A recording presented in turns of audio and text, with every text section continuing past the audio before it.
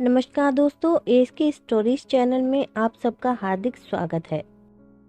इब्ने सफ़ी का उपन्यास जंगल में लाश। दिल्ली एक्सप्रेस पूरी रफ्तार से चीखती चिंगारती भाग रही थी। इंस्पेक्टर फरीदी एक बूढ़े आदमी के भेष में फर्स्ट क्लास में सफर कर रहा था। गर्मी की वजह से उसे नींद नहीं आ रही थी, और अगर शायद उस वक्त नींद आती भी तो नहीं सोता, क्योंकि सामने वाली सीट पर लेटे सिख पर उसने नजर रखी हुई थी। वह 2-3 स्टेशन के बाद सवार हुआ था और इस वक्त अखबार पढ़ रहा था। सबसे ज्यादा दिलचस्प चीज यह थी कि उसने इस वक्त ही एक काली ऐनक पहन रखी थी।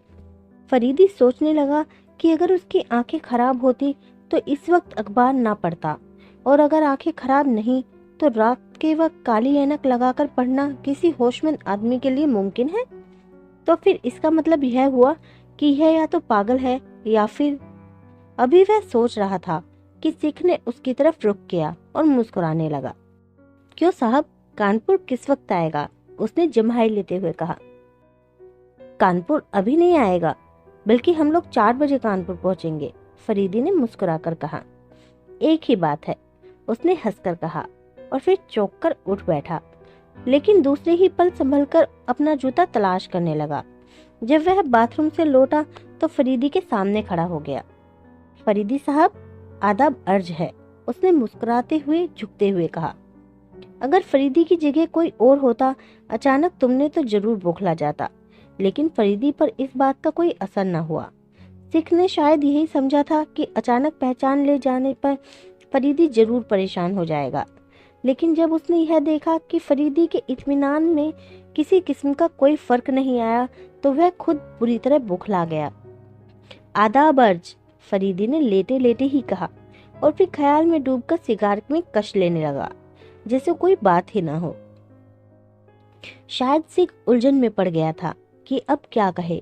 उसकी हालत बिल्कुल उस बच्चे जैसी हो रही थी जिसकी शरारत से अचानक कार स्टार्ट हो जाए और वह बौखलाकर यह सोचने लगे कि अब मशीन किस तरह बंद की जाए। वह घुटी घुटी आवाज में खांसने लगा। फरीदी का अंदाज ऐसा था जैसे उसके अलावा कंपार्टमेंट में कोई और ना हो। फरीदी साहब, कहिए, कैसे पहचाना? वह दोबारा झेपी हुई हंसी के साथ बोला। फरीदी चौंक कर बोला, लेकिन मेरी शराफत की भी दाद दीजिए कि मैंने आपको पहचान कर भी पहचानने की जरूरत नहीं समझी। आप भला मुझे क्या जाने? वह घबराकर एक कदम पीछे हटते हुए बोला। क्यों सरदार जी, क्या अभी यह बताने की जरूरत रह जाती है कि आपकी दाढ़ी और केश दोनों नकली हैं? फरीदी ने लेटे ही लेटे छत की तरफ देखते हुए कहा।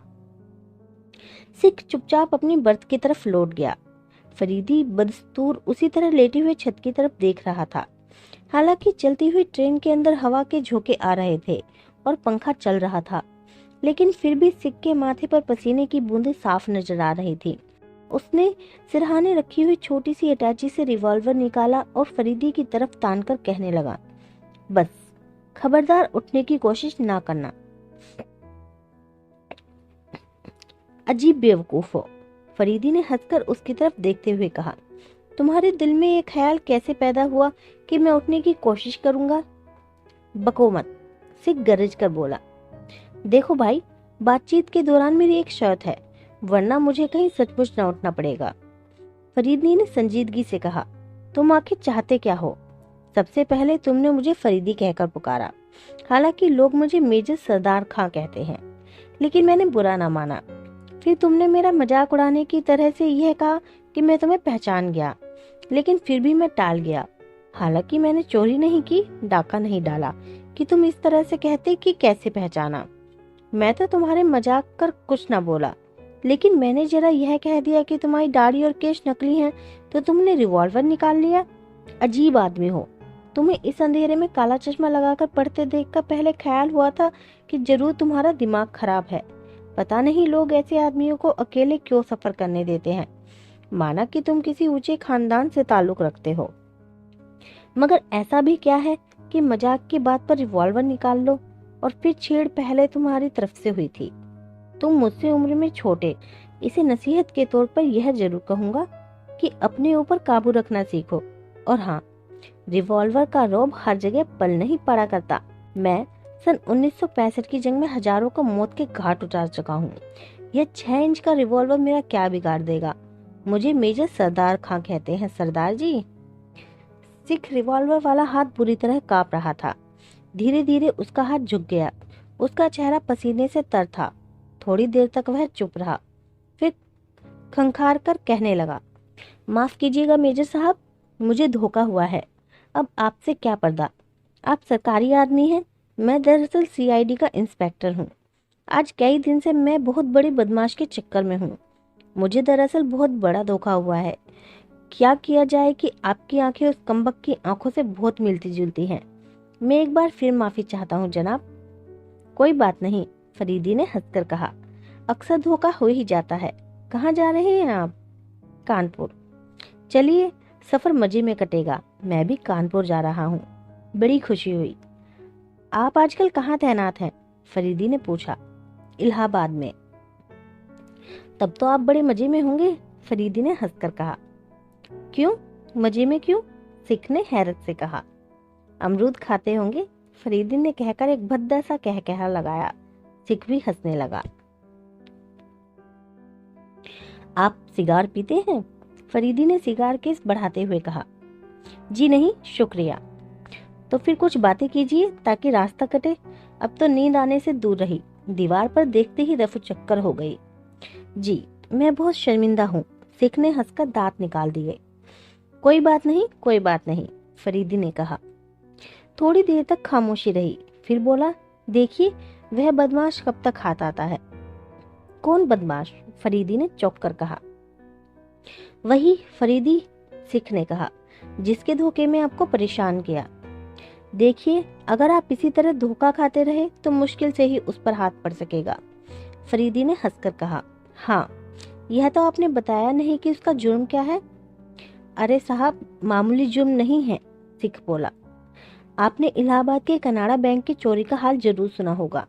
उस चोरी में उसी का हाथ है। उसके साथियों ने एक चौकीदार को भी जान से मार डाला। तब तो बड़ा खतरनाक आदमी मालूम होता है, फरीदी ने कहा। और आप उसे अकेले गिरफ्तार करने निकले हैं? जी नहीं, हम कई हैं। अच्छा, फरीदी ने कहा। मुझे उम्मीद है कि वह जल्द ही गिरफ्तार हो जाएगा, सिख ने अपना चश्मा उतारने की तैयारी करते हुए कहा। फरीदी उसकी आंखें देखते ही चौंक पड़ा और फिर दिल ही दिल में हंसने लगा। अच्छा भाई मेजर साहब, अब तो नींद आ रही है, नमस्कार, सिख ने जम्हाई लेते हुए कहा। अच्छा साहब, गुड नाइट, फरीदी ने जला हुआ सिगार खिड़की से बाहर फेंकते हुए कहा। रात के तकरीबन 3 बज रहे होंगे। सिख खर्राटे ले रहा था। फरीदी धीरे धीरे उठा। अचानक सोए हुए सिख पर टूट पड़ा।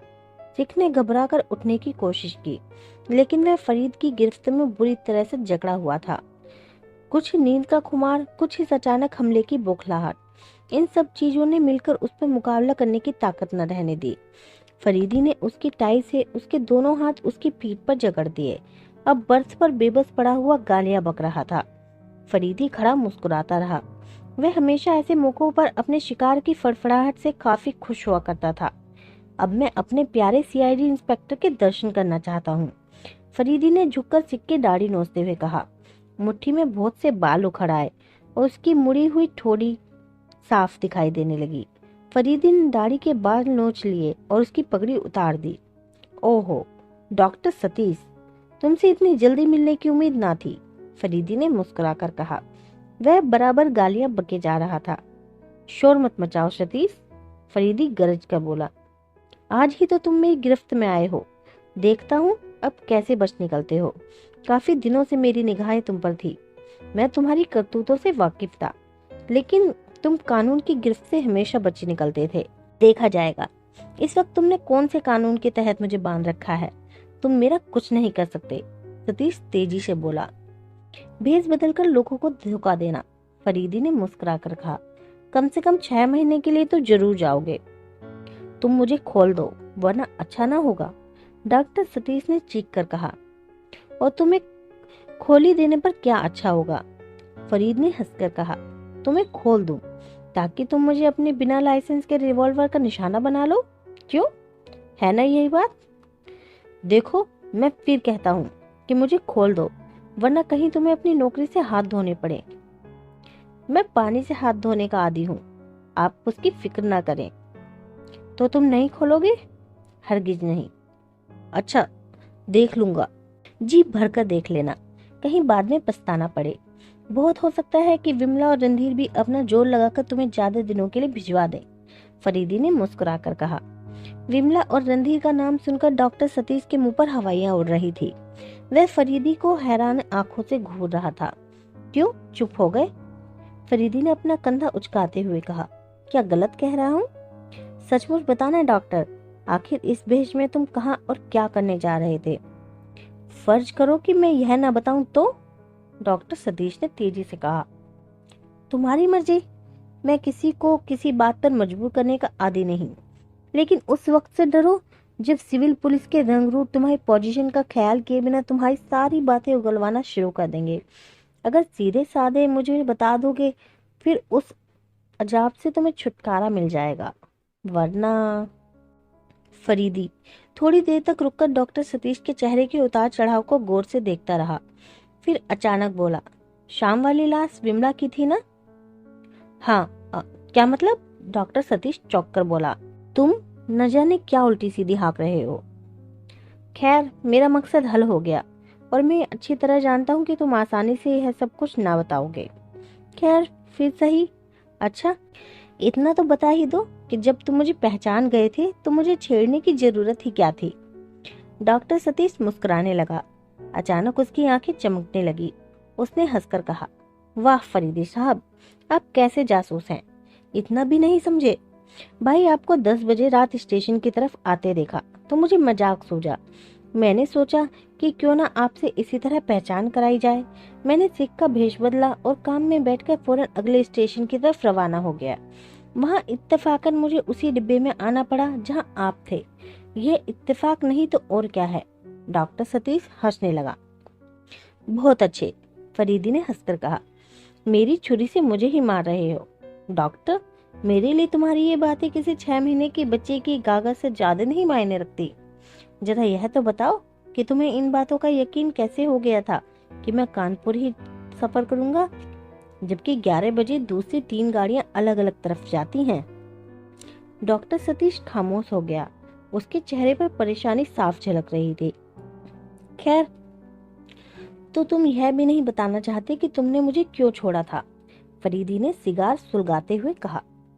देखो, मैं फिर कहता हूँ कि मेरे हाथ खोल दो, डॉक्टर सतीश ने गुस्से में कहा।